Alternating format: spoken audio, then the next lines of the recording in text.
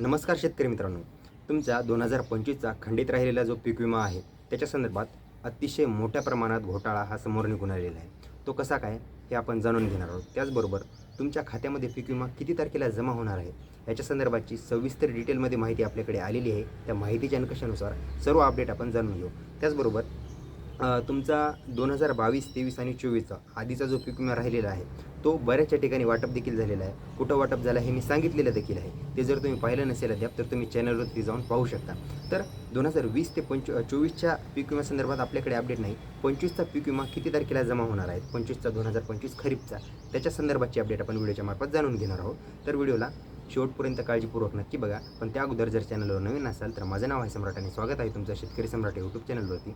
चॅनलला अद्यापही like, subscribe व शेअर केलं नसेल तेही करून घ्या. व माझ्या डाव्या साईडला जे काही बेल आयकनचं बटन दिसते त्याला देखील दाबा. म्हणजे तुम्हाला पीक विमा व शेती संबंधित नवीन योजनांची माहिती तुम्हाला लवकरात लवकर भेटून जाईल. तर चला आपण वेळ वाया न घालवता व्हिडिओला सुरुवात करूया.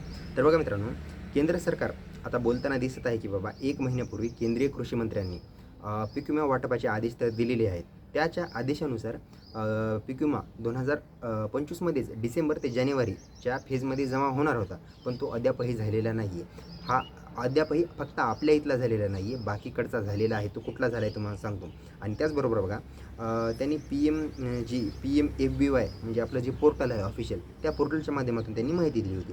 तर बघा, त्या माहितीनुसार PM किसानचे आणि आपल्या पीक विम्याचे पैसे हे एकंदरीत वाटप होणार होते, पण ते अद्याप झालेलं नाही आहे. तर त्याचबरोबर बघा,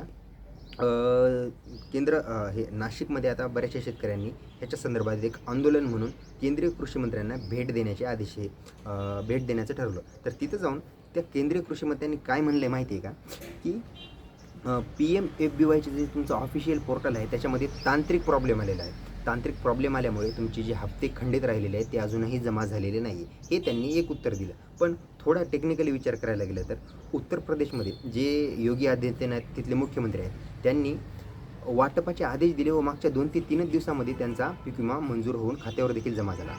तर असं काही आहे का की त्यांच्या PMFBY त्यांचं वेगळं आहे, आपलं वेगळं आहे? ह्या प्रकारे काहीही नाही आहे. त्यामध्ये मेन पाहायला गेलं तर सगळा दोष आपल्या महाराष्ट्र सरकार व या पीक विमा कंपन्यांचा आहे. म्हणजे उत्तर प्रदेशमध्ये 2 दिवसामध्ये सगळे एका सेकंदामध्ये त्यांनी सगळं वाटप देखील करून टाकलं. एका दिवसामध्ये जिकडे तिकडे करून टाकलं व आपला अजूनही 1-1.5 वर्ष होऊन गेलं, त्यांनी अजूनही पैसे खात्यावर जमा केलेले नाही आहेत. तर ह्यामध्ये बघा, तिकडे वाटप सुरू आहेत, पण आपल्याकडे प्रॉब्लेम हा तांत्रिक आहे. हे पाहायला गेलं तर केंद्रीय कृषी मंत्र्याचं हे पचवणारी गोष्ट नाही ही. ते राज्य सरकारला पाठीआड घालत आहे. राज्य सरकार पीक विमा कंपन्यांना पाठीआड घालत आहेत.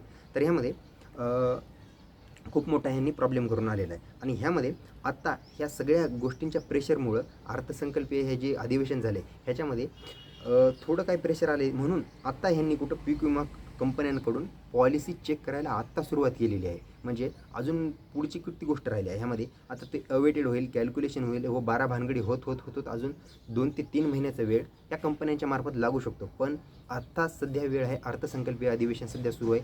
ह्याच काळामध्ये सरकारला जाब विचारण्याची गरज आहे. आत्ता जर विचारलं तरच तुमच्या खात्यावर काही दिवसामध्ये पीक विमा जमा होईल, अन्यथा तुम्हाला देखील मागच्या पीक विम्यासारखीच वाट पाहावी लागणार आहे. तर बघा, हे यांनी सरकारने दिलेलं हे छोटंसं म्हणजे काय म्हणावं लागेल, थोडंसं चारा टाकल्यागत असं केलेलं आहे. पण ह्यामध्ये संपूर्ण दोष पीक विमा कंपन्या व सरकारचा आहे. तर लवकरात लवकर हीच आता आपण आशाच करू शकतो आपण काय करणार आहेत, किंवा आवाज देखील उठवला जाऊ शकतो. आवाज आत्ता जर उठवला तरच फायदा आहे, नाहीतर अन्यथा काहीही नाही. मागे जे झालं ते आता होणार आहे आणि पुढे देखील त्याच गोष्टी होणार आहेत. तर बाकी सगळं काही शेतकऱ्यांच्या हातात आहे. तर चला, हे सर्वस्व आता आपली जबाबदारी झालेली आहे. म्हणजे शेतकऱ्यांना स्वतःच आवाज उठवावा लागणार स्वतःच्याच पैशासाठी. हे कितपत योग्य आहे तुम्हाला माहितीच आहे.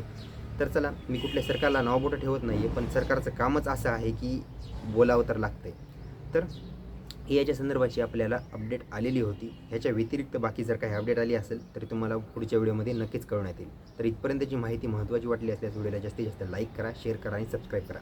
भेटूया अशीच महत्त्वाची माहिती घेऊन पुढच्या व्हिडिओमध्ये. तोपर्यंत नमस्कार.